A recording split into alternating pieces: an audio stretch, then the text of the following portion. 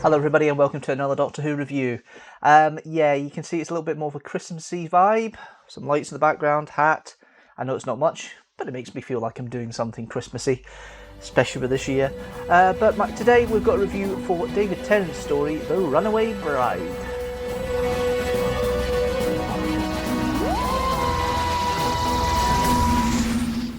Okay, as you know, with Revive series stuff, we don't do anything of the plot through a plot synopsis. I don't have a television companion, I just get straight into it. So, what do I think of The Runaway Bride? Enjoyable romp. Better than the year before with Christmas Invasion, in some respects. It's more a Doctor and companion focused episode more than just a companion episode. And it's probably the one that sets the trend for the next couple of years in regards to Christmas, with invasions and issues with people, with this kind of tradition that comes in the early Doctor Who of the Revive series, where Christmas is not a good time of the year for the UK for things going, especially after last year. This is a bit of a joke, this one, because Donna's not noticed, and she doesn't notice about the fact that people standing on roofs with the Tate blood from the Christmas Invasion year before. Didn't know anything about the situation with the Cybermen and Doomsday that just happened previous to this story in the scheme of things. It is overall, I think, a better story. Some good things I've got here. That you've got the traditional zoom in from high, from outer space, zooming into southeast UK. But this time it's in a church, and the fact that Donna is walking down the aisle, and then the Huon particles draw her to the Tardis, and then we've got the scene that was done, what seemed like a rush in Doomsday, but actually has been done in a better way for this episode, and that's the bit where the Doctor and Donna have an altercation in the TARDIS, and it's actually better paced. It doesn't feel as forced or over the top. It's like they've had a second crack of it, and it does work better for that. There are loads that I like about this episode. There's lots of references in that come and make me smile. First mention of Gallifrey, although I put it down twice in my notes, I don't know why. First mention of Gallifrey, the Robot Santa's return, of course. That running joke of Christmas not being noticed by Doctor and Donna, of course. The conversation at the top of the building converts a bit more about that. Torchwood being mentioned, as always. The first mention of Mr. Saxon. The interest of the subverting of Christmas. Last year, the year before, it was Christmas tree. This year, it's the baubles that explode. I think it's quite a nice little thing. The best bit for me, though, is the chase scene on the motorway. It makes me smile, just the whole absurdness of this police box flying down the lanes of traffic, trying to save Donna from the taxi because she's been Santa napped or robot napped in a taxi. And the bit that makes it work for me and makes it work even better is the two kids that are watching out the back windscreen, and they're egging on the Doctor to save Donna. And I love that whole scene. It makes me smile every time I see it. It really does work for me, and it's really cool. And that's probably one of the best bits of the story for me, is that. Overall, it's a better paced story. I love the back and forth travelling from time. It's kind of like an introduction for Donna, what happens with the Doctor and the TARDIS, but it's done in a nice way. But let's get into the characters. Let's get into the episode itself. Well, you've got, of course, David Tennant. He's full flying now. He's not actually had any... all the insecurities are gone. This is a man who's fully confident in his abilities, and he shows that with great aplomb all the way through the story. And Catherine Tate, people criticise the Donna Noble character because it's very much shouty, annoyed, but actually Catherine Tate plays it with very good nuances in there. There's elements in here, and I'll come back to Tennant in a minute, but because David Tennant, he's got there now. You've got the start of the arc of him feeling sad and melancholy for losing Rose in the previous episode that carries on through the whole of Series 3. So that comes into play, but Tennant's just in his own. He's a doctor, Lots of fun, manic, but there's elements that Donna comes into it that makes it worthwhile for me watching this as an episode. There's very touching and very light moments, and it's played very well because you've got the bombastic front that Donna has.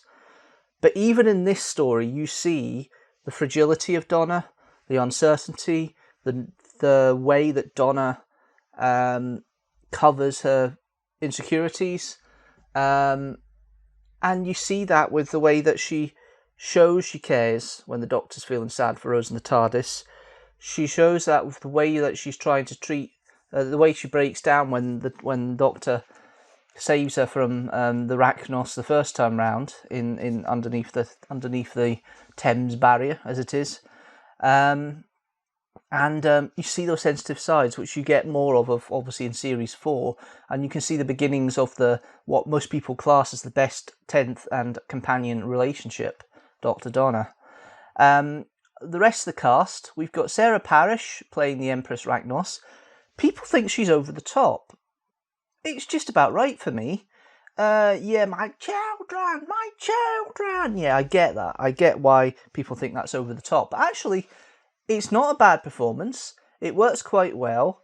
And yes, effectively the same characters played again in Series 12 with Anjali Mohindra when she plays the Scorpion Queen. But there's differences. Scorpion Queen's a bit more nuanced. The Rachnos is, I'm a mother, I want my children, I'm going to do everything to do this, you're not going to stop me. Usual, archetypal, evil villain. Has to be lightweight, it's Christmas, it's not going to be a heavy villain. And that's what people need to understand. It's not going to be a heavy villain because it has to be lightweight because it's Christmas. You don't want a heavy story really at Christmas, and that's where the benefit comes from. Then you've got Lance, played by Don Gillett. He's all right. He's a bit out of the blue when he's the henchman, or comes out as the henchman, and there to assist the Rachnos. But you could see it coming because he's given Donna coffee and he's going, right, okay, there we are. I found my person for the Huon energy. I'll use Donna. And overall, I like the juxtaposition that we have about the fact that he stands for her but doesn't actually care for her, and he's a bit selfish there. But then again, he's been manipulated by the Rachnos to an extent, so I can probably understand it to an extent. We've then got Howard Atfield, who makes his only appearance as Jeff Nobles. Unfortunately, he passed away before Series 4, or passed away just after they started filming Series 4, so that's where Wilf comes in to have the male elder character in there. So it's good enough. I think it's one of these characters you can work on a bit more. But Jacqueline King's Sylvia Noble, you can see where Donna gets her feistiness from. It's from her mum, and you can see where it works. And you can sow the seeds there of Jacqueline King's performance as Sylvia, and how she become the catch back to reality for Donna in later stories, and also how it all works out for the way her character's played.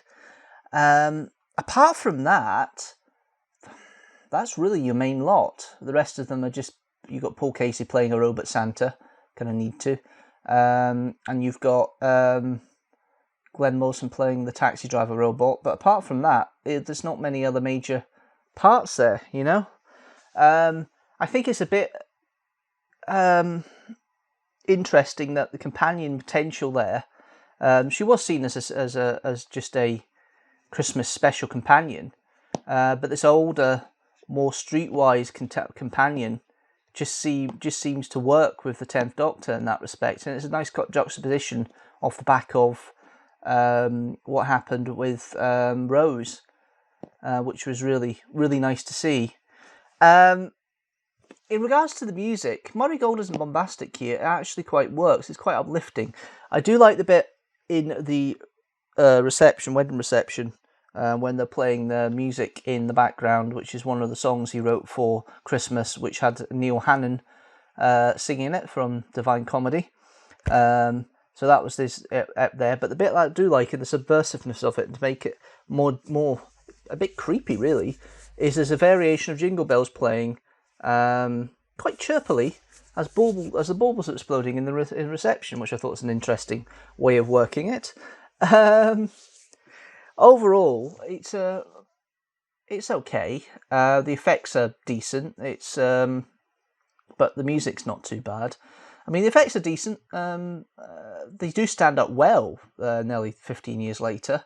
And I like the idea that the Arachnos was actually in the centre of the Earth from the very beginning, because they were the gravitational attraction to create the Earth. I like that idea.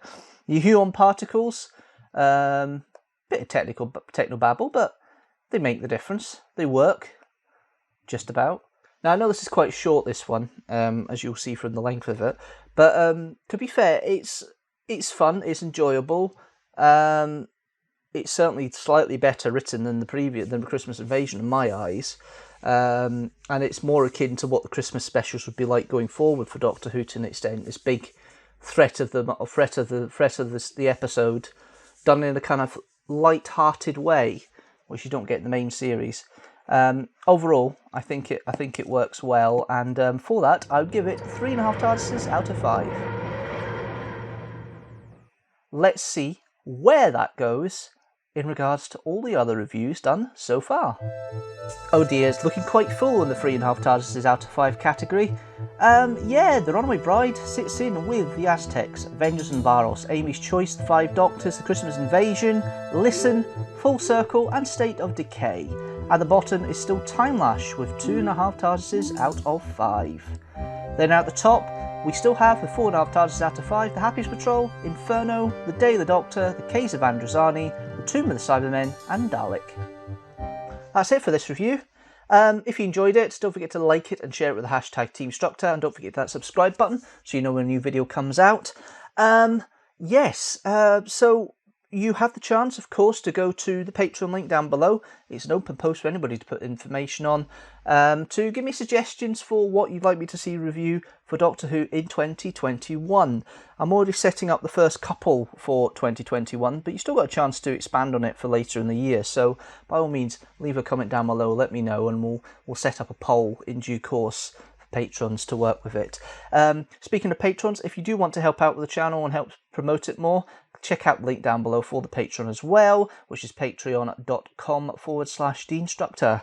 And apart from that, that's it for now. Thanks guys for watching as always. A new video every Sunday at 4 PM GMT. And next week is a Kidstructor with a Raptormon 132, one we specially filmed back a couple months ago. And he is from Australia. We did do an Australian kids TV show. Which one? You'll have to find out, unless I've already leaked it, of course, with the Streamstructor. But until then, thanks guys for watching. Merry Christmas and season greetings, and a Happy New Year. And I'll see you next week with the Kidstructor. Until then, see you later.